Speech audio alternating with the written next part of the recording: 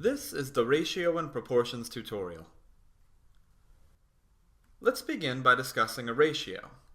A ratio is a comparison of two numbers using division, which illustrates the relationship of those two numbers to each other. So let me show you an example of this. Joe, a student in the College of Civil Engineering, has entered the seismic design competition put on by the American Society for Civil Engineers. The models that are built for this competition will be shook on a giant shaking table to simulate an earthquake. Joe is going to construct a 9-story building model that has a scalar ratio of 1 to 12 feet. If Joe intends to build a model that is 9 feet tall, how tall would the actual building be?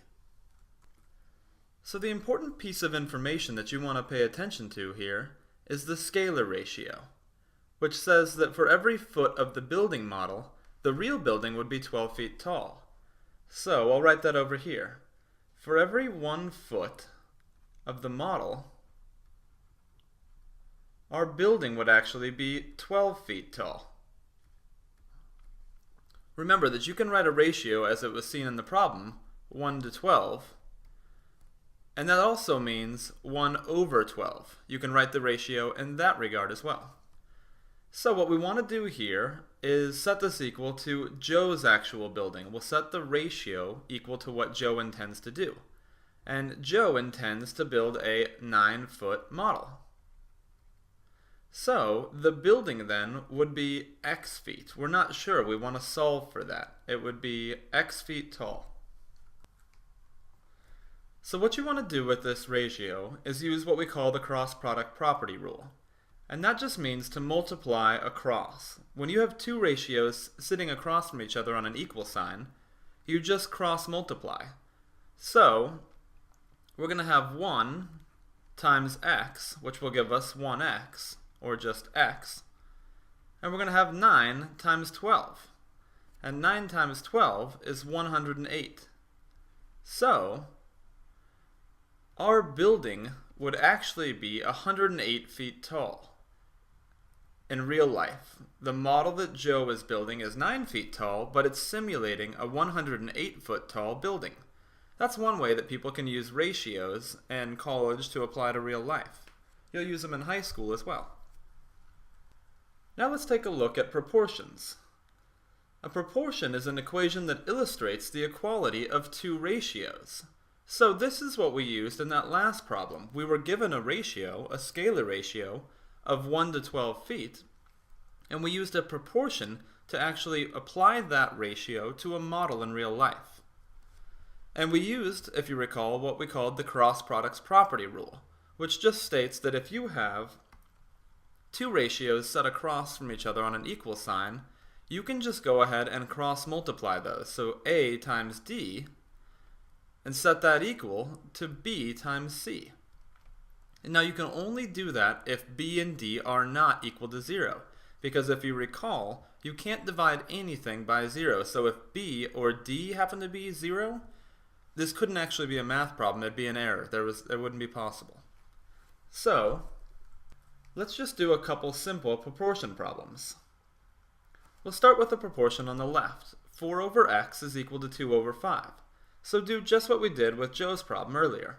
We're going to cross multiply, and you're going to get 2 times x is equal to 4 times 5, which is 20.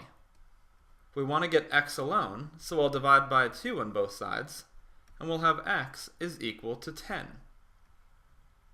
There are no units for this problem since they weren't given to us, and that's fine.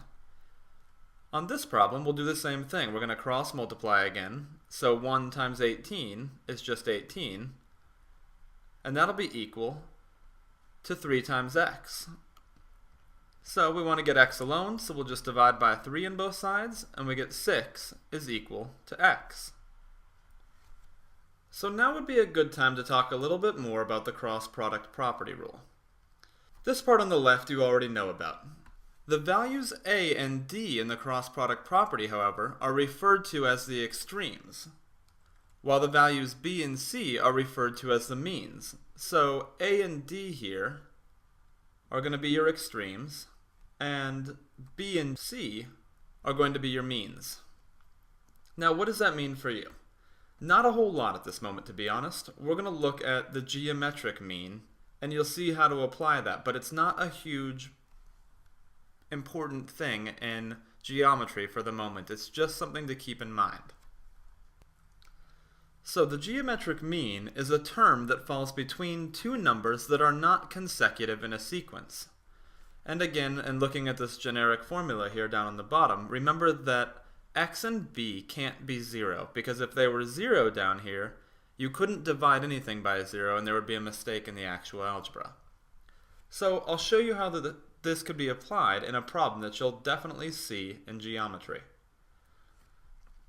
This is a basic simple one, where we've just set up a geometric mean to be just like this model, where you have a fraction on the left and a fraction on the right, or you could call them a ratio on the left and a ratio on the right.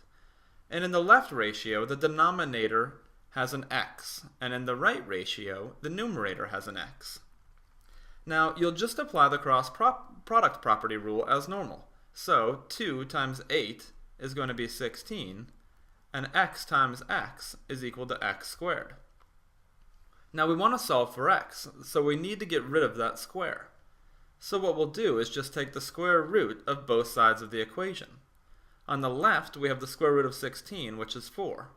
And on the right, the square root and the square are going to cancel each other out, and we'll be left with x. So in this case, the geometric mean between the numbers 2 and 8 is actually going to be 4. So you'll use that in basic simple calculations like this in calculating the geometric mean. However, you're also going to use it on some more complex triangle problems that you'll see in the very near future.